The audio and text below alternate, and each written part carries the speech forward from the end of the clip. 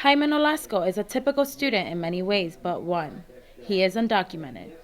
The passing of the Access Bill would directly affect him. He became involved with CASE, or the Coalition for Accessible Scholarships for Everyone, to gain support for the bill to pass. It was a struggle for me to even receive support on how to apply to colleges.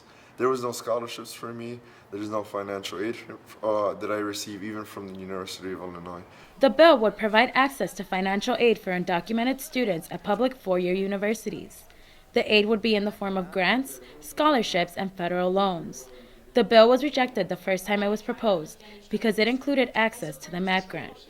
Senior Vishal Desauer has been actively involved in lobbying for the bill. As an undocumented student, he knows the implications of it passing. We're not asking for any money from the state at this point because the state is still in a budget crisis. But it would still open up opportunities for undocumented students to get scholarships and tuition waivers from four-year public universities. At the time, California, Minnesota, New Mexico, Texas, and Washington have enacted similar pieces of legislation. Data suggests that access to in-state tuition and financial aid increases the high school graduation and college enrollment rates of undocumented students. Students gathered at the Union to watch the Access Bill campaign launch and to gain support from the campus community. At the campaign launch at UIC, University President Timothy Colleen, students, and state representatives spoke in support of the bill.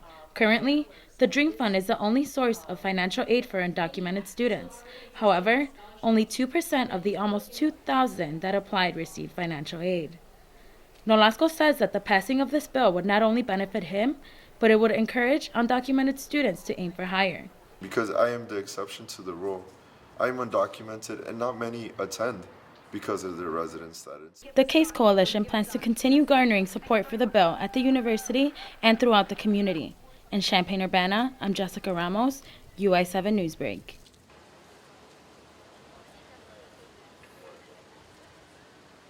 Years ago, when I was a junior in high school, I came to the United States. He says this is a common sense investment.